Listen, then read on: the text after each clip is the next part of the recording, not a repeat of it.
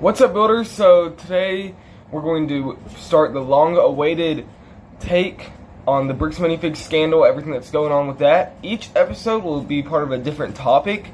So one episode we may be talking about the Bricks and Minifigs, what's happening with that. One episode we may be talking about, Brian and his story. One episode maybe about Crystal. One episode maybe just about corporate or the police, or it's going to be all different parts are going to be different things. So make sure to like and subscribe and get those notifications on so you can see when our next video will pop up. But this episode we're going to talk about basically the basic description of what's going on, basically. So we have this is basically an essay from someone that we're not revealing their name. They're only known as the agent. So that's all we know. They're known as the agent. And they sent us a little essay kind of thing that they wrote. So this will basically be a short description of what's really going on with Bricks and Minifigs. So I'll start that. Okay, so here's how to begin. Of all the problems plaguing the world today, there's perhaps none as pressing as the matter of integrity, and more specifically, integrity in business. Very true, very true. And there's no greater example of this than the recent Bricks and Minifigs scandal. For those of you who don't know, Bricks and Minifigs, or BAM, is a third-party LEGO reselling chain across America, which has become notorious for lowballing people attempting to sell their collections. The most infamous instance occurred earlier this month when an elderly LEGO collector, Brian Mansell, consigned his massive LEGO collection, worth more than $200,000, over to his hometown Bricks and Minifigs in Kaiser, Oregon.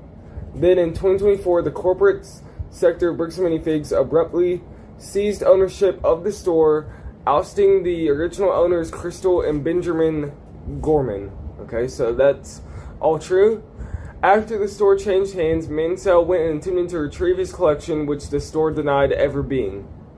They claimed that while the sets had been aligned with what he had consigned with him, those sets were kept as store inventory and were now property of the BAM franchise. After multiple failed negotiations, Mansell sued Ammon McNeff, the current CEO of Bricks Minifigs, for the value of the sets. Mansell ended up winning $100,000 in court proceedings, which led to McNeff forcing the closure of the Oregon franchise to avoid paying, which I believe that's true. I'm not totally sure on that part, but I believe that's true. Okay, and then earlier this May, YouTuber Reckless Ben Schneider heard about this and launched a huge campaign to try to get the collection back to the Mansell family. This campaign included founding fake rival businesses and creating a legion of allied YouTubers and influencers, and eventually transformed their end goal from retrieving the collection to formally disbanding Bricks and Minifigs altogether. That's true.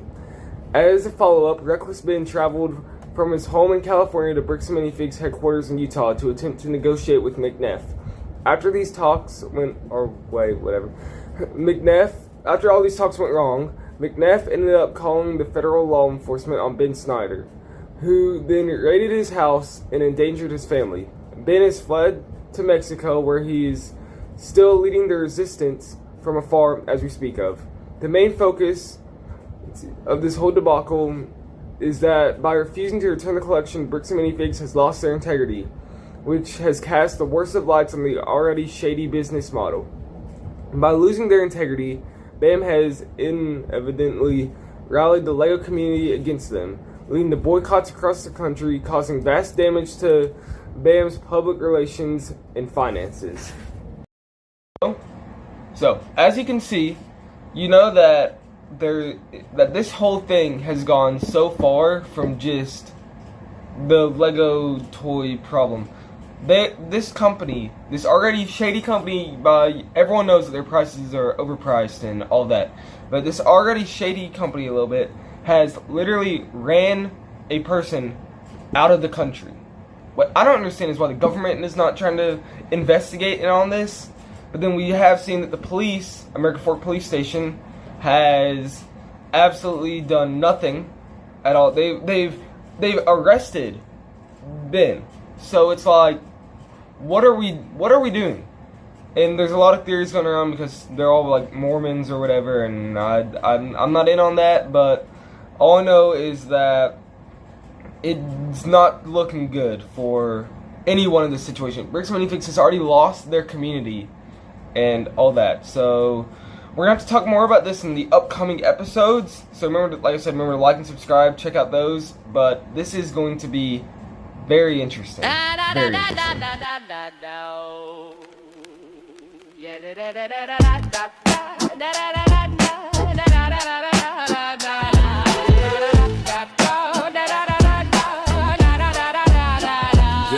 Yeah. JB builds 15 in a room. Whole table pack, make the whole feed zoom. Stacks of bricks bout to been on the floor. Tiny little figure, still he got more. Good bids on what? Now watch the room go live. Blink once, price jumping, everybody wants 5. He got that lot with the clean old print and a rare little piece to make collectors squint. Tap in, tap in. Don't sleep, one more bid and it gets real deep.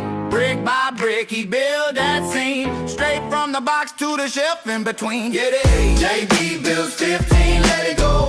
Good bids on whatnot, watch it grow. Let goes, mini fizz, whole place pack. JB builds 15, bring the bids right back. JB builds 15, let it go. Good bids on whatnot, watch it grow. Let goes, mini fizz all day long. JB builds 15. That's the song.